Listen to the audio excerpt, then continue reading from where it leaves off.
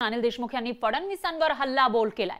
फडणवीसांनी दिल्लीच्या मदतीने सीबीआयची एफआयआर दाखल केली असा आरोप या ठिकाणी करण्यात आला आहे। तर 4 वर्ष जुनं प्रकरण उकरून काढत एफआयआर दाखल केल्याचा आरोप अनिल देशमुख यांनी केलाय।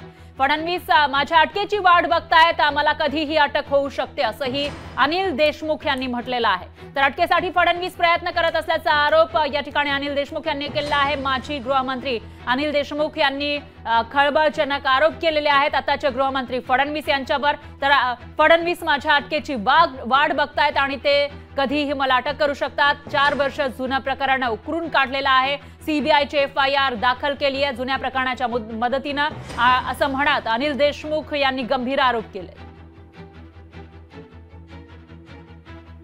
4-5 दिवसापूर्वी आतापर्यंत सुद्धा 4-5 दिवसापूर्वीच्या देवेंद्र फडणवीसने माझ्यावर एक गुन्हा लावला की 4 वर्षापूर्वी अनिल देशमुखांनी जळगाव जिल्ह्यामध्ये एक भारतीय जनता पार्टीचे नेते गिरीश महाजन त्यांच्यावर कारवाई करण्यासाठी मी पोलिसांवर दबाव टाकला। अशा पद्धतीचा माझ्यावर सीबीआयचा गुन्हा लावला। म्हणजे त्या गिरीश महाजनला त्याच्यावर कारवाई करण्यासाठी मी पोलिसांवर दबाव टाकला हा माझ्यावर आरोप लावला आणि त्याचा त्यांनी एफआयआर दाखल केला। मी त्यांना सांगितलं की अनिल देशमुखावर तुम्ही सीबीआयचा एफआयआर दाखल केलेला आहे, तुम्ही सांगा अनिल देशमुखांना अटक करायला केव्हा येता मी तयार आहे। त्याच्यामुळे यांच्या ईडी सीबीआयला मी घाबरत नाही।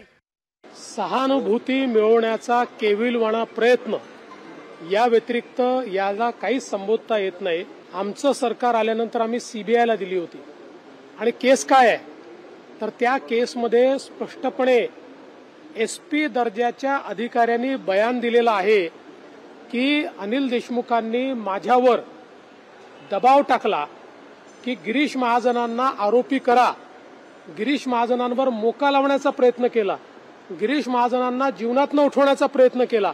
आता त्याचे सगळे पुरावे हे एसपीनी त्या ठिकाणी दिलेले आहेत, पोलीस अधिकाऱ्यांनी दिलेले आहेत, त्याच्या नोंदी त्या काळच्या त्यांनी दिलेल्या आहेत, वरिष्ठांना जे कळवलं होतं ते त्यांनी त्या ठिकाणी दिलेलं आहे।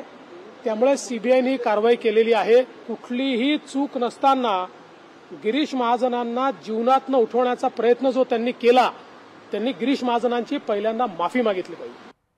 दरम्यान चित्रा वाघ यांनी ट्विट करत अनिल देशमुखांवर टीका केली आहे। चित्रा वाघ यांनी ट्विटमध्ये नेमकं काय म्हटलंय ते बघूयात।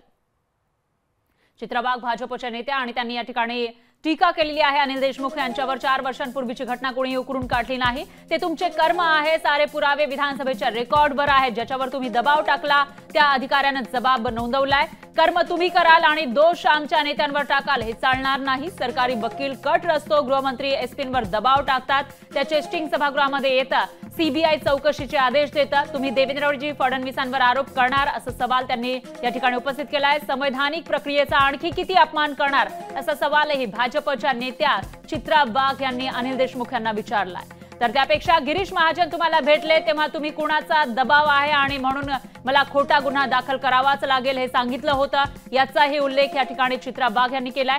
तर एकदा सांगून टाका कुणाचा दबाव आहे हे तुम्ही सांगितलेलं होतं, ते एकदा सांगून टाका, आहे का हिम्मत असा सवालही चित्रा वाघ यांनी केलाय। लोकशाही मराठी ऐका, पहा, जागरूक रहा।